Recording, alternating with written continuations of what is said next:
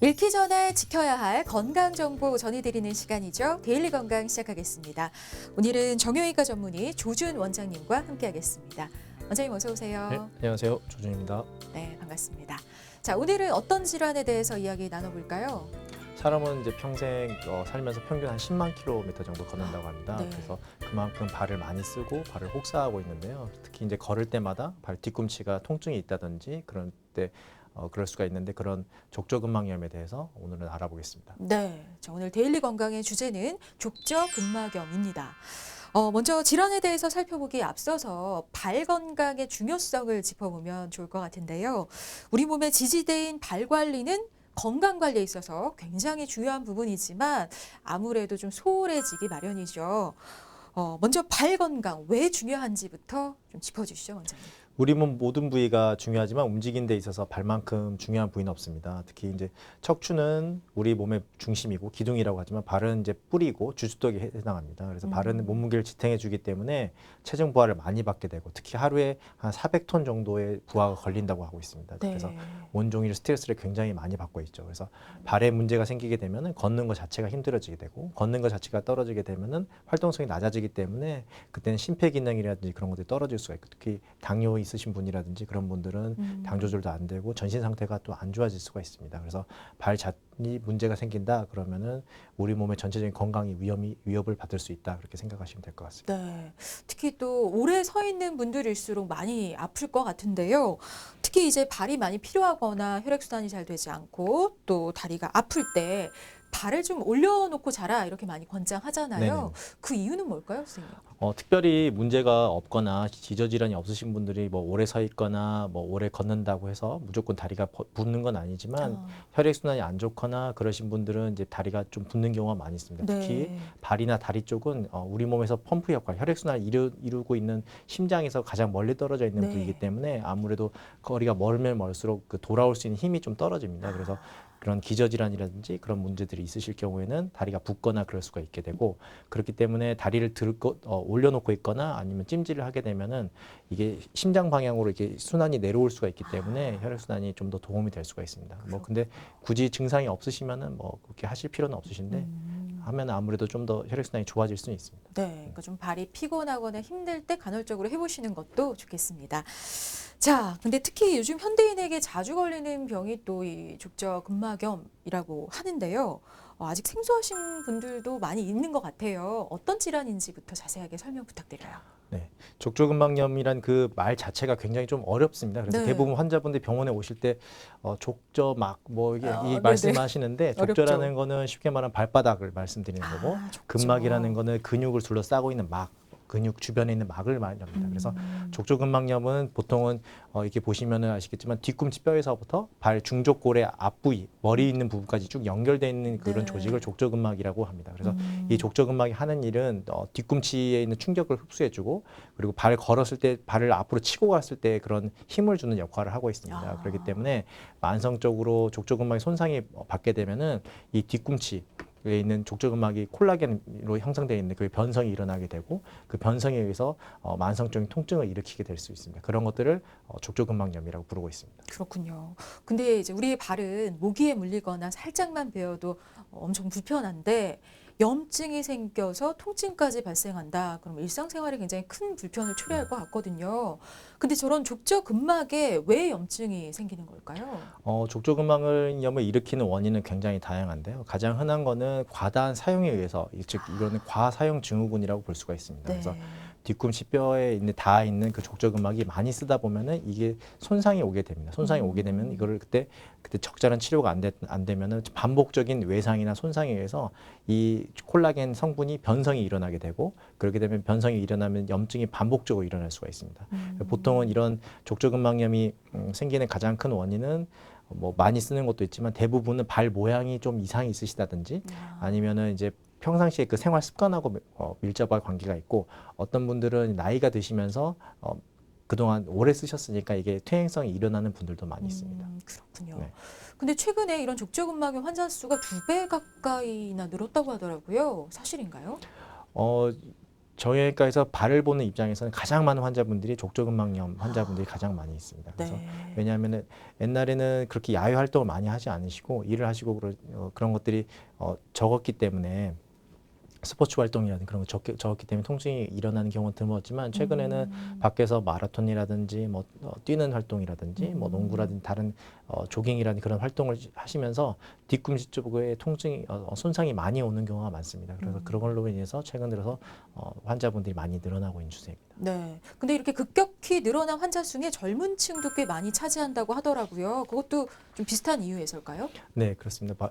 특히 이제 활동성이 많으신 분들이 대부분 손상이 많고요. 아. 가장 흔한 연령대는 물론 40대에서 50대입니다. 그렇지만 젊은 분들도 이게 요즘은 아르바이트나 그런 거 하시면서 오래 서서 일하시는 분도 많고 네. 그리고 운동을 하면서 마라톤이라든지 조깅이라든지 그런 뛰는 운동, 체중 관리를 하신다고 해서 많이 하시는 분도 있기 때문에 뭐 러닝머신 그런 것들에 의해서 2차적으로 이렇게 생기는 경우가 많습니다. 그렇군요.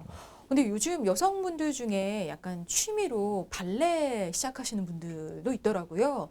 근데 직업은 아니고 이렇게 취미 생활로 하는 정도로도 족저근막염이 생길 수 있을까요?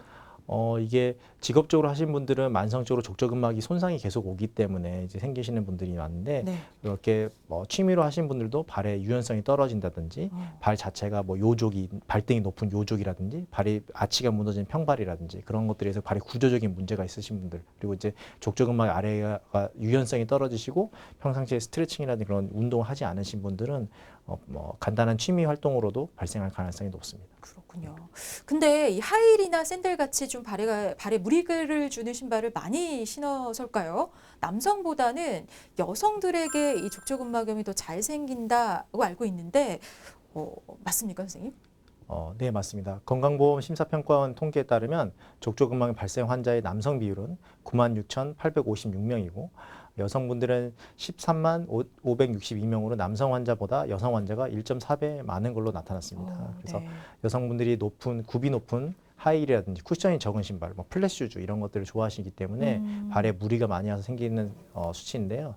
과거에는 40대 이후 중장년층이 많았다고 한다면 최근에는 운동량이 많은 젊은 층에서도 자주 나타나고 있습니다. 특히 이제 직업적으로 오래 서 있거나 많이 뛰거나 아니면 운동선수라든지 운동 활동이 많다든지 그러신 분들이 많이 발생되고 있습니다. 그렇군요. 그러니까 뭐 상대적으로 여성 환자가 많긴 하지만 그래도 연령, 성별 상관없이 모두 좀 주의해야 할 질환이 아닌가 싶습니다. 자, 근데 족저근막염 판단해 볼 수 있는 어떤 증상, 그러니까 자가진단법 이런 게 있을까요, 선생님? 대부분 요즘은 그래도 TV나 이런 데서 족저근막염에 대해서 설명이 많이 있고 그렇기 때문에 어디선가 듣고 오시는 분들 많이 있습니다. 그래서 대부분 뒤꿈치가 아프다 그러면 족저근막염이라고 생각하고 오시는 분들이 많은데 족저근막염의 가장 전형적인 증상은 아침에 일어나서 침대에서 내려와서 발을 딱 디뎠을 때 첫 발에 통증이 있냐. 그런 게 가장 전형적인 증상입니다. 근데 첫 발을 딱 디뎠을 때 아프고 좀 걷다 보니까 통증이 줄어들고 그런 것들이 이제 전형적인 증상입니다. 아팠다가 통증이 좋아지고 그리고 이게 심해지면은 이제 많이 걸으면 걸을수록 더 통증이 심해지는 그런 양상을 보이고 있습니다. 그거는 보통은 이제 아침에 주로 많이 그런 증상들이 있다 그런 것들은 대부분 이제 그 관절 자체가 밤사이에 수축되면서 발 디뎠을 때 압력이 늘어나면서 거기가 손상을 오는 경우가 많이 있습니다. 그렇군요. 그러니까 일상생활에 정말 많이 불편함을 초래할 것 같다는 생각이 드는데요. 근데 말씀하시기를 아침에 유독 찌릿찌릿하다라고 하셨어요. 근데 그냥 생각을 하기에는 하루의 일을 마친 저녁 때 좀 더 무리가 가고 더 아프지 않을까라는 생각이 드는데 아닌가 봐요. 네, 이 족저근막이 보통 증상이 생기는 거는 밤 사이에 우리가 자고 있을 때는 발 자체가 이제 움직임이 없기 때문에 이렇게 수축이 됩니다. 그렇기 때문에 이 족저근막이 수축이 돼 있다가 아침에 디디면서 이게 발 자체가 체중이 실리면 이게 확 늘어나거든요. 그럼 뒤꿈치 쪽에 순간적으로 당겨지면서 거기에 손상이 오는 거고 그렇게 되면서 이제 이게 반복적으로 되다 보면 이게 두께의 변성이라든지 그런 것들이 올 수가 있습니다. 그래서 이게 걷는 것 자체가 약간 스트레칭 해주는 효과가 있기 때문에 조금씩 걷기 시작하면 증상이 오히려 더 좋아지는 경우가 많습니다. 그렇군요. 그러니까 밤사이 수축이 돼 있다가 첫 발을 내딛다 네네. 보니 아침에 유독 찌릿찌릿한 네네, 거군요. 그렇습니다. 네. 자, 근데 이 족저근막염과 함께 또 많이들 궁금해하시는 질환이 아킬레스 건염이에요. 두 질환은 어떤 차이가 있을까요? 아킬레스 건염과 족저근막염의 차이는 증상이 비슷하십니다. 아킬레스 건염도 아침에 일어나서 보통 첫발 디뎠을 때 통증이 있고 좀 네. 걸으면 오히려 좀 좋아지고 그러는 것들이 있으시긴 하는데 이 병은 둘이 위치의 차이에서 차이가 있다고 위치. 쉽게 생각하시면 됩니다. 네. 발바닥 쪽에 있다 그러면 족저근막염에 생각하시면 되고 발 뒤꿈치 쪽 종골의 위쪽에 많이 생긴다 그러면은 아킬레스 건염으로 생각하시면 될 것 그러니까 같습니다. 위치로 좀 차이를 네네네. 구분해 봐야겠네요. 네. 자, 근데 족저근막염이 좀 더 잘 발생하는 위험군 같은 게 따로 있을까요, 선생님? 족저근막염이 잘 생기는 분들은 대부분의 경우에서 일상생활이라는 그런 생활 패턴하고 좀 관계가 좀 있고요. 많이 어, 발을 많이 쓴다든지 오래 서 있는 분도 잘 생기는데 네.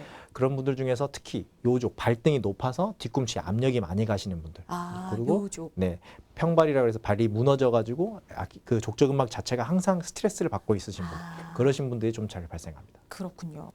자, 근데 이제 족저근막염 불편하기는 하지만 사실은 좀 뭐 쉬면 낫겠지 하고 가볍게 생각하시는 경우가 많거든요. 근데 이렇게 방치할 경우 문제가 생길 수가 있을까요?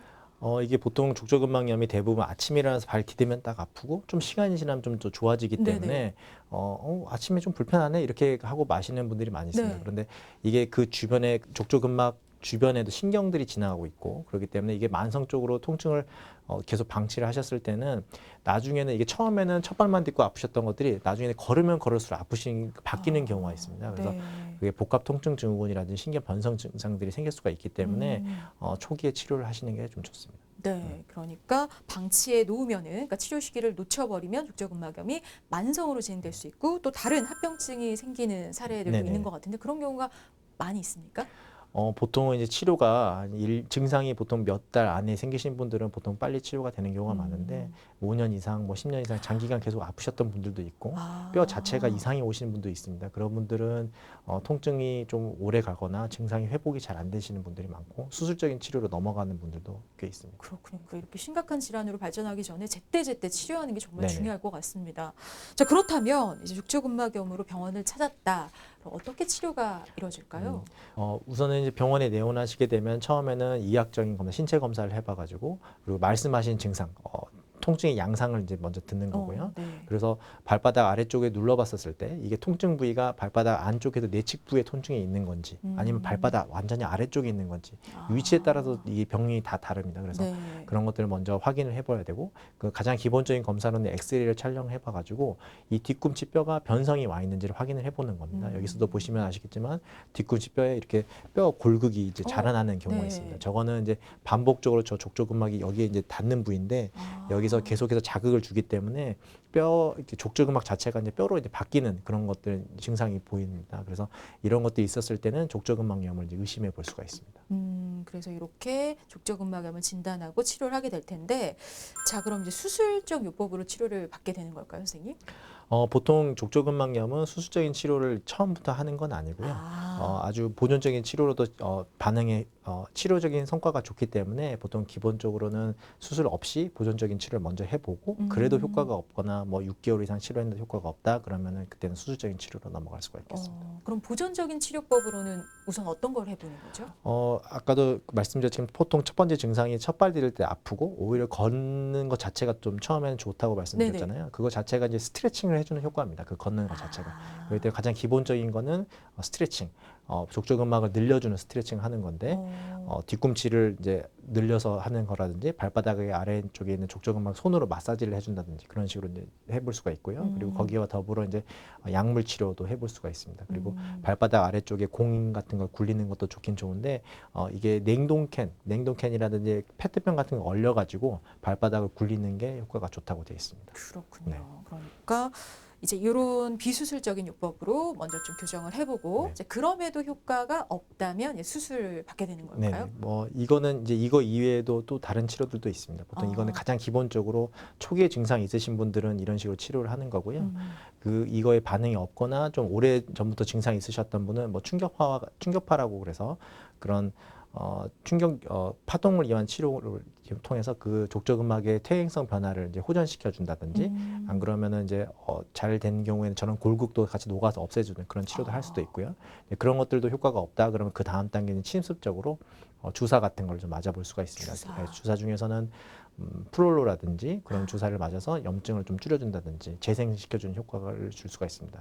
대신 이제 주의하셔야 될 거는 스테로이드 주사가 있는데 네. 우리 보통 뼈 주사라고 하는 스테로이드 주사가 있는데 네. 그 주사 자체는 물론 통증을 굉장히 빨리 좋아지게 해주는 효과가 있습니다. 그렇지만 족저근막염이라든지 힘줄이라든지 그런 데 손상이 있었을 때 스테로이드 주사를 맞게 되면은 처음 맞았을 때는 보통 큰 증상은 없지만 두 번, 세 번 맞다 보면은 발바닥 아래쪽에 있는 지방층이 녹아서 없어져 버린다든지 감염이 된다든지 그리고 족저근막 자체가 끊어지는 경우가 있습니다. 그래서 그런 것들은 스테로이드는 되도록이면 안 맞으시는 게 좀 좋습니다. 팩트체크, 오해와 진실. 첫 번째 질문 화면으로 보겠습니다. 깔창을 신으면 족저근막염에 걸린다. 하일은 안 좋고 아까 깔창은 좀 푹신푹신 받쳐주면 좋다고도 하신 것 같은데 안 걸리지 않을까요? 여기서 말씀드리는 깔창은 이런 치료적인 목적이 아니고 뭐 이렇게 외모 키높이 깔창이라든지 키높이 그런 깔창. 깔창을 말씀을 드리는 거예요. 그렇기 그럼 때문에 뭘까요, 정답은? 이러면 옵니다. 오. 예. 왜냐하면은 이게 뒤꿈치가 높아지게 되면은 이게 아까도 이게 반대라고 생각하시면 돼요. 저희가 이 치료를 하는 거는 올라가니까. 뒤를 늘려주는 그런 건데 네. 이 뒤가 좀 짧아지게 되고 압력이 음. 올라가기 때문에 뒤꿈치 쪽에 증상이 더 생길 수가 있습니다. 자, 그럼 두 번째 질문도 볼까요? 플랫 슈즈를 신으면 족저근막염에 걸리지 않는다. 그렇죠. 이제 높은 게 문제였어요. 네네. 그럼 좀 낮은 신발 괜찮지 않을까요, 선생님? 이 플랫 슈즈는 문제가 있습니다. 플랫 슈즈. 그렇기 그래요? 때문에 그럼- 플랫 슈즈를 신으면은 족저근막이 생길 수가 있습니다. 있어요. 그래서 X입니다. X. 네. 왜냐하면 보통 이 플랫 슈즈는 대부분 이렇게 충격 흡수가 잘 안 되고 압력이 그런 바닥에서 부딪혔었을 때의 통증을 그대로 이제 발로 옮겨주기 때문에 플랫 슈즈나 굽이 높은 거라든지 그런 것들은 안 좋고 보통은 신발의 이제 중창이라든지 그 미드솔이 한 3에서 한 4cm 정도 되는 두께가 있는 운동화가 제일 좋습니다. 사실. 그렇군요. 자, 이렇게 해서 족저근막염에 대한 궁금증들 풀어봤습니다. 자, 이제 마무리할 시간이 다 되어 가는데요. 마지막으로 이런 족부 관련 질환을 갖고 계신 분들에게 좀 당부의 말씀이랄까? 이런 거 좀 전해주시죠. 아까 우선 말씀드렸던 것처럼 대부분 이 족부에 질환 오신 분들이 생활 패턴이라든지 발의 모양이라든지 그런 것들하고 관계가 있습니다. 그래서 대부분이 과사용, 과부하되기 때문에 생기는 것들이고 족저근막염이나 아킬레스 건염이나 보통 대부분 과사용 증후군입니다. 많이 써서 결국 이게 생기는 거라서 대부분 발 모양 같은 것들이 혹시 이상이 있거나 그러면 깔창이라든지 그런 것들을 해서 도움을 주는 게 좋고 특히 신발이 좀 편하고 충격 흡수가 잘 되는 신발을 신으신 게 좋고 특히 이거는 대부분 원인이 스트레칭을 안 해서 생기는 병들이기 때문에 많이 썼는데도 이걸 쉬는 걸 안 주고 계속 리프레시를 안 해주기 때문에 생기는 거라서 평상시에도 증상이 없다 그러시더라도 스트레칭이라든지 마사지라든지 뭐 족욕 같은 걸 좀 해주신 게 도움이 될 것 같습니다. 네. 자, 오늘 말씀을 들어보니까 평상시 생활 습관이 얼마나 중요한지 다시 한번 느끼게 됐습니다.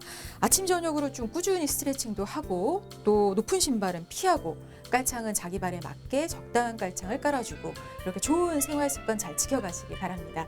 쉽게 풀어가는 건강 이야기 데일리 건강 오늘은 여기까지고요. 조준 원장님과 함께했습니다. 원장님 고맙습니다. 네, 감사합니다.